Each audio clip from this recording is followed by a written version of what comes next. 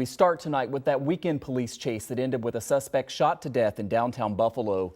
Two investigators learned a lot about the criminal history of the man who police say led them on this high-speed pursuit and then put a trooper's life in danger.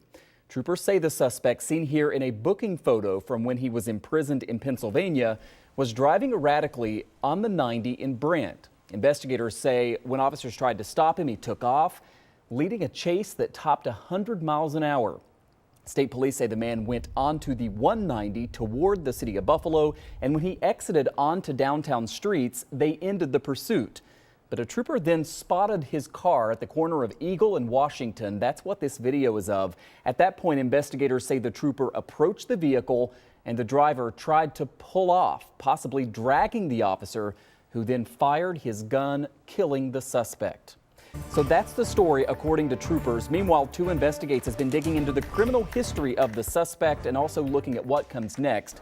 Kelly Dudzik joins us now. And Kelly, what have you learned about this suspect? Well, Michael, his name is James Huber. He's 38 years old. He was from northeast Pennsylvania. That's about 14 miles away from Erie. Today, we uncovered some details about his life going back to 2009 when he pleaded guilty to first-degree arson in Georgia.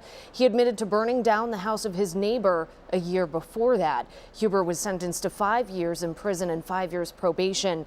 Now, we are trying to find out and confirm exactly how much time he served in prison in Georgia.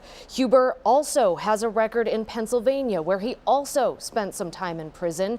He started serving time in July 2015 on a charge of simple assault and was paroled in February of 2017, then sent back to prison in July of 2018 on a parole violation. He also pleaded guilty to a weapons possession charge as part of that assault case. He also had other run-ins with the law in Pennsylvania for lesser charges. We also found out the name of the state trooper involved in the shooting today. His name is Anthony Nigro. He's a 14-year veteran of the state police, Michael. All right, a lot of new information there, Kelly, and that leads us to what comes next in all of this. Because it was, a police officer shooting and killing a suspect, the Attorney General's office comes in. What do we know about kind of how that probe is going to proceed? Yeah, so I talked with Attorney Barry Covert about this today. He is not involved in this case, but he's very familiar with how these things work. So he said the AG's office now takes over the investigation following legislation that passed a few years ago. And this happens anytime there's a shooting by law enforcement in New York that ends with someone dying. That really only changes who is supervising this as the potential prosecution team. Does not mean it's more or less likely that there will be any action taken against the trooper, but instead of having the Erie County District Attorney's Office, as formerly would have been the case, now the New York State Attorney General's Office takes over the review of the case.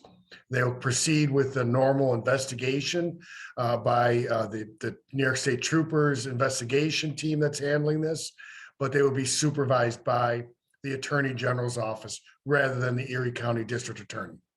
There is no time limit for the investigation. Covert says if the AG's office seeks an indictment and gets one, they'll then prosecute the case. If that doesn't happen, they do have to post a report on their website describing the investigation and the results. So we should eventually find out more. We just don't know how long it'll take, Michael. And Kelly, we did ask to speak with state police today about kind of an update on this case, right? But now that the AG is involved, you wonder how much additional information will come out from that. Yeah, the AG takes over, and now it's just a waiting game until we get that report or find out they're prosecuting the case. Yeah, something we will continue to follow, no doubt. Kelly Dudzik reporting live for us here on the Town Hall. Kelly, thank you.